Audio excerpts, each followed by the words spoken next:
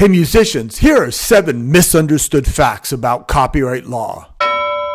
A copyright is born upon creation, not registration. That's right. When you take an original idea from your head and you put it into a tangible form, such as lyrics in a notebook or a melody in your iPhone voice memo recorder, a copyright is born and it gives you an exclusive bundle of rights under United States Copyright Act. Now, upon publication of that work, it's highly recommended to register your copyright with the United States Copyright Office in Washington, D.C. This will give you 3 more very important rights. But make no mistake, copyright is born upon creation, not registration.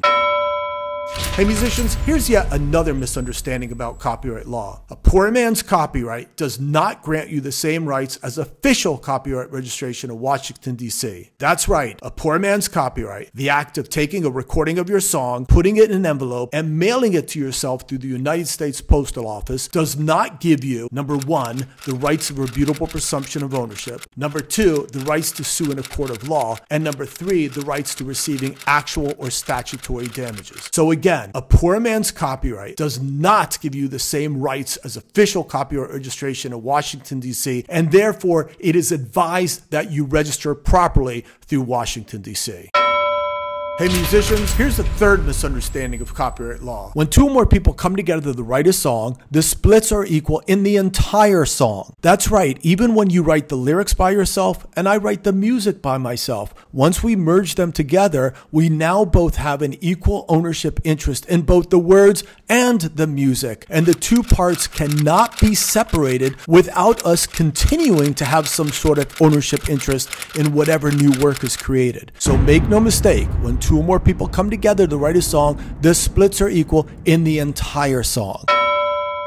Hey musicians, yep, you guessed it. Here's yet another misunderstanding about copyright law. While a joint work is, by default, split equally among the contributors of a song, the splits can be negotiated differently in writing, but there is no one way to negotiate splits. Some people say that 50% of the song should be split among the contributors of the music, and the other 50% of the song should be split among the contributors of the words. And other people, such as band members, believe that the entire song should be split equally among the group, even non-writing members. But again, there is no one way to negotiate splits, but you definitely want to keep a written split sheet of the negotiations locked away in case of a dispute.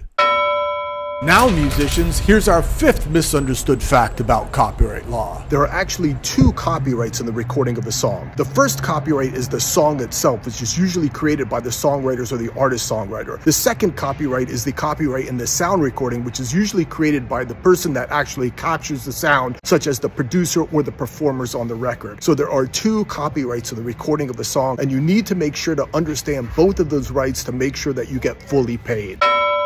Hey musicians, here's yet another misunderstood fact about copyright law. Anytime you want to use any part of another artist's song, you must get a license from the original owner. That's right, whether it's just 4 bars of music you want to re-record, or as little as 1 note from the master you want to lift and bury in the mix, you must get a license from the publisher and or master owner respectively. Failure to clear these rights early on could end up being far more costly later, and could even lead to infringement charges. So make no mistake, anytime you want to interpolate or sample any part of another artist's songs, you must get a license from the original owner.